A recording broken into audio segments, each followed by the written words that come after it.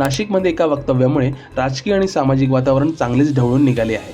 बागेश्वर बाबा म्हणून ओळखले जाणारे धीरेंद्र शास्त्री यांनी छत्रपती शिवाजी महाराजांबाबत केलेल्या विधानानंतर वाद निर्माण झाला आहे।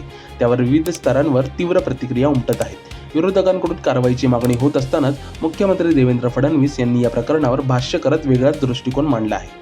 फडणवीस यांनी हे विधान इतिहासाशी संबंधित नसून लोककथांच्या स्वरूपात पाहिले पाहिजे असे स्पष्ट केले। मात्र यामुळेच चर्चेला आणखी रंग चढला आहे। नेमकं काय सांगितलं होतं, त्या कथेमागचा संदर्भ काय होता आणि इतिहासात खरंच याचा कोणताही पुरावा नाही का, हे प्रश्न आता चर्चेच्या केंद्रस्थानी आले आहेत। याचबरोबर 4 मुलांपैकी एक संघात द्या या विधानावरूनही नवा वाद पेटला आहे। या वक्तव्याचा खरा अर्थ काय होता यावरही अनेक तर्कवितर्क लावले जात आहेत। मुख्यमंत्री फडणवीस यांनी यावर दिलेलं स्पष्टीकरणही तितकंच चर्चेत आहे। नेमकं प्रकरण काय आहे, कोण कोण आमने सामने आले आहेत आणि या वादाचा पुढे काय परिणाम होऊ शकतो, संपूर्ण बातमी जाणून घेण्यासाठी पुढे वाचा।